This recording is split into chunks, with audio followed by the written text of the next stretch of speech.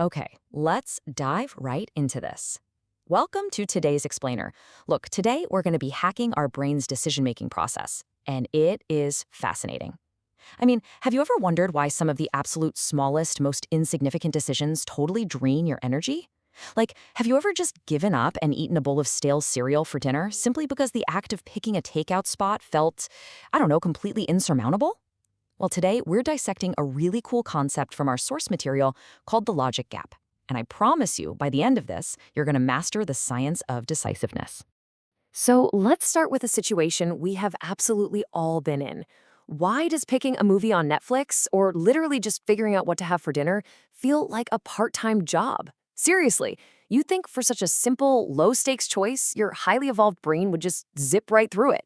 I mean, you solve complex problems at work, you navigate really tough social dynamics every day, but here you are, staring blankly at a screen or a menu for 20 minutes, feeling completely and utterly exhausted. Why can't we just, pick the pasta and move on with our lives? Well, psychology actually has a very specific explanation for why our minds mistakenly treat these tiny daily choices like high stakes puzzles. And it all comes down to a concept called the logic gap. This is essentially the core psychological concept that explains that stark, crazy disconnect between the actual minimal importance of a decision and the massive amount of mental friction we experience trying to make it. It's kind of like this invisible hurdle that turns a simple Tuesday night into a full-blown cognitive marathon. To really understand this gap, we kind of need to look under the hood at how our brain actually operates. Because you see, your brain isn't just one big, messy thinking machine. It actually has a highly specific operating system for planning and reasoning, and it's called executive function. Think of it like the mission control center in a sci-fi movie, complete with the blinking lights and the perfectly calm commander sitting at the desk. This system is responsible for what psychologists call cognitive control.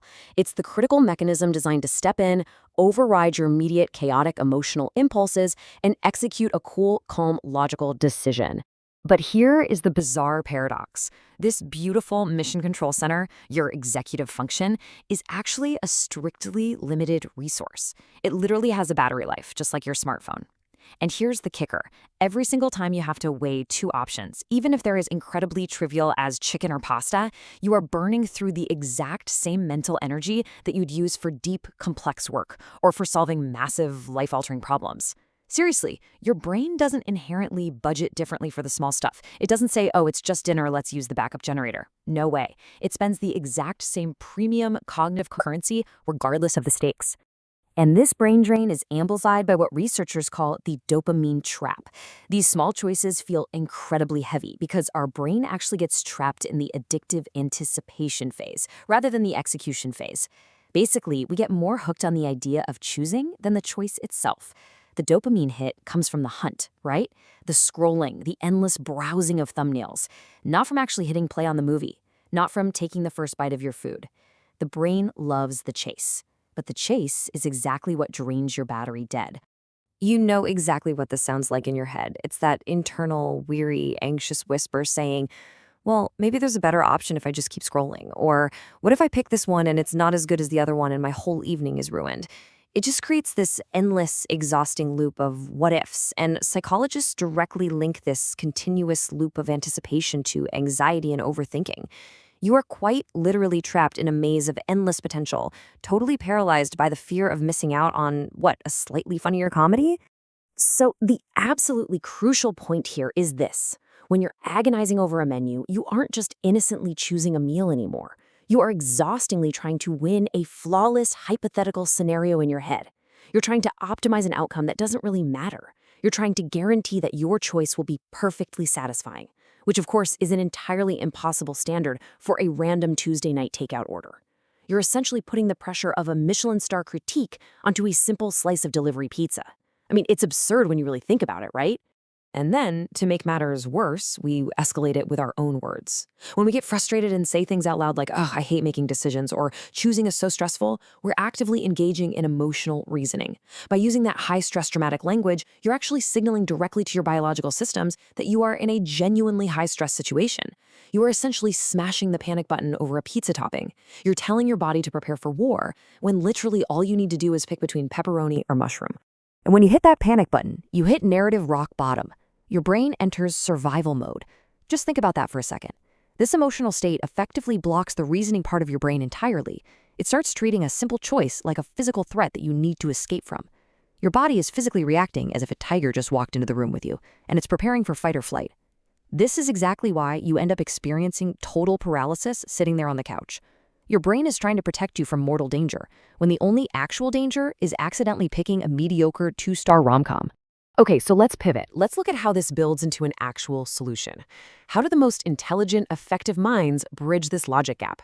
Well, they don't just rely on willpower. Willpower fades. Instead, they use a brilliant tool called implementation intentions. Rather than constantly asking themselves, okay, what should I do now in the heat of the moment, they turn decision-making into pure automaticity. They plan the work beforehand, so they just have to work the plan when the time comes. It takes all the pressure completely off. And here is exactly how they do it. If-then systems. Let's just fire through some examples to show you how simple this really is. If it's Tuesday, I eat this specific meal. Boom, done. If I'm picking a movie, I will choose the first one that looks decent. No more scrolling for an hour. If I'm searching for a household product online, I will stop searching after exactly 3 minutes. These if-then habits act as a hard system override. They completely remove the emotion, the anticipation, and the delay from your daily routines. You make the rule once in a calm state of mind, and you never have to actively make that decision again. You just follow the script. Another incredibly powerful technique outlined in the research is context building. This basically means deliberately taking a step back and looking at the long-term consequences of a choice to determine its actual energy value. You take a deep breath and ask yourself about the real stakes. By realizing that in 5 years, or frankly, even in 5 days, what you ate for lunch today won't matter at all, you give yourself permission to give it exactly 0 mental energy right now. And man, what a massive relief that is. You're matching your cognitive spending to the actual stakes of the game, saving your brain's precious battery for the things that genuinely shape your life. So how do you apply this today? Well, it requires a highly actionable system reboot called the 3-second pause. The very next time a wave of indecision hits you over something trivial, stop. Stop for 3 seconds. Literally, just count to 3 in your head. Use that tiny, intentional window to deliberately shift your brain from emotional survival mode back into logical reasoning. You interrupt the panic. And then, just pick. Pick anything. The mere act of choosing breaks the spell. And to really help with that mental shift, you need a mantra. You need something to anchor you. Try this. This is a simple choice, not a threat. Say it to yourself during those 3 seconds. Whisper it out loud if you have to. This is the ultimate logical reasoning mantra needed to successfully regain your cognitive control. It grounds you. It reminds your executive function that it's completely safe to take the wheel, and it immediately shuts down that primitive survival panic. Because at the end of the day, we really have to reframe what being smart about our choices actually means. Real intelligence isn't about making the perfect choice. It's about having the control to just make one. Let that sink in for a moment. Your true power lies in the action itself, not in the endless, exhausting agonizing over potential outcomes. The perfection you're desperately chasing, it's just an illusion, but the control you exercise over your own mind, that is very real. Which brings me to a bit of an unconventional request to wrap up this explainer. I actually don't want you to just nod along, feel inspired, and then immediately swipe to the next thing in your feed. Seriously, I want you to close this out and go make one small decision you've been putting off right now. Don't overthink it. Go prove to yourself that you are the one in control and that you can effortlessly break that what-if loop today. Now, if you find yourself coming back here later, not because you need a distraction, but because you deliberately chose to keep upgrading your mind, then we've done our job today. Stay focused, stay dangerous. And I'm going to leave you with this final provocative thought straight from our sources to chew on. Would you like a tailored report on how to use if-then systems to eliminate decision fatigue in your daily routine? Think about how mastering that could completely change your week. Thanks for joining me on this explainer, and I'll catch you next time.